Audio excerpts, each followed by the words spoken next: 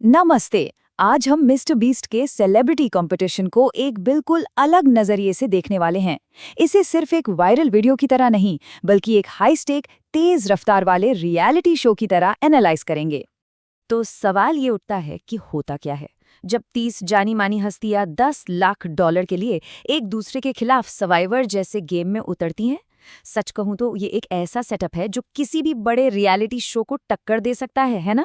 खेल में कुल 30 खिलाड़ी हैं। सोचिए, 30 लोग। इतनी बड़ी संख्या का मतलब है कि शुरुआत से ही कंफ्यूजन, ड्रामा और भरपूर एक्शन की गारंटी है। और दांव पर क्या है? पूरे $10 लाख। लेकिन यहाँ एक ट्विस्ट है। ये सारा पैसा चैरिटी में जाएगा, जो इस पूरे खेल में एक नया इमोशनल एंगल जोड़ देता है। चलिए इस पूरे गेम को स्टेप बाय स्टेप समझते हैं। हम शुरुआत करेंगे एरिना से, फिर देखेंगे पहली चुनौती, उसके बाद का बंटवारा, कैसे बने गठबंधन और हुई तोड़फोड़, फिर आएगा कट थ्रोट क्यूब और आखिर में वो फाइनल दिमागी खेल। जैसे ही खेल शुरू होता है, सोशल गेमिंग भी शुरू हो जाती है। सभी सेलिब्रिटी एक दूसरे को समझने की कोशिश करते हैं और तुरंत छोटे छोटे ग्रुप्स बनने लगते हैं, जैसे कि म्यूजिशियन कॉर्नर। ये बिल्कुल वैसा ही है जैसा किसी भी रियलिटी शो के पहले घंटे में होता है। और अब आती है पहली चुनौती, जो कि एक क्लासिक रियलिटी टीवी टेस्ट है। इसे ऐसा डिजाइन किया गया है कि खिलाड़ी शुरुआत में ही अपने पत्ते खोलने पर मजबूर हो जाएं।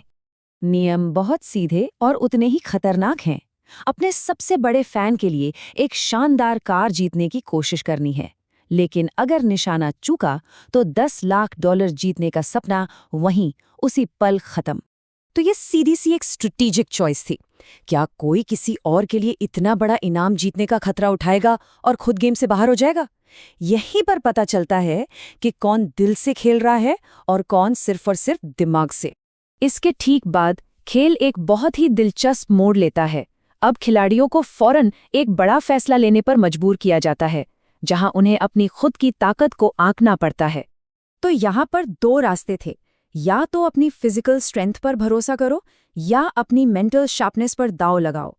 इस एक चुनाव ने सभी कंटेस्टेंट्स को दो बिल्कुल अलग अलग ग्रुप्स में बांट दिया।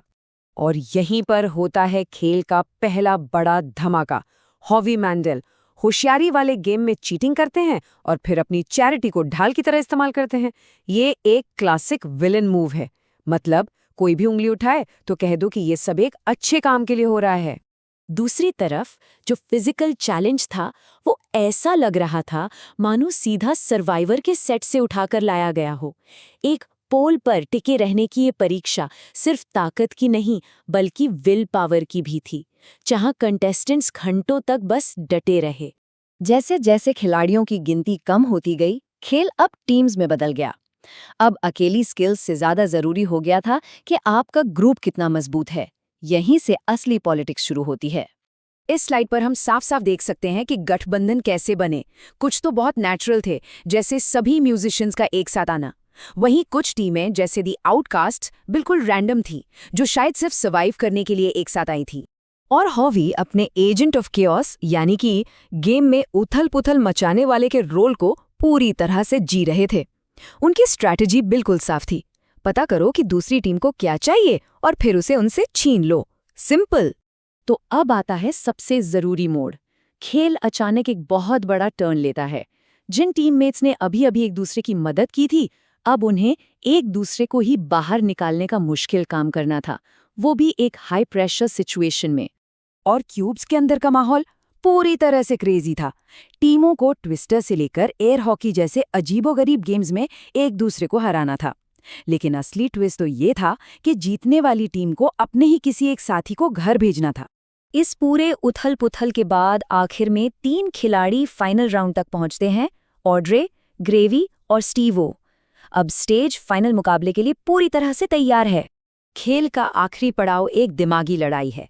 ये किसी रियलिटी शो के फाइनल ट्राइबल काउंसिल जैसा है, जहां लोगों को पढ़ने की आपकी क्षमता और धोखा देने की कला ही ये तय करेगी कि विजेता कौन होगा।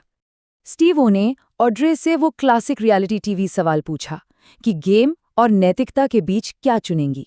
ये एक ऐसा सवाल है जो किसी भी खिलाड़ी को सूच में डाल सकता है और उसकी असली रणनीति सामने ला सकता है।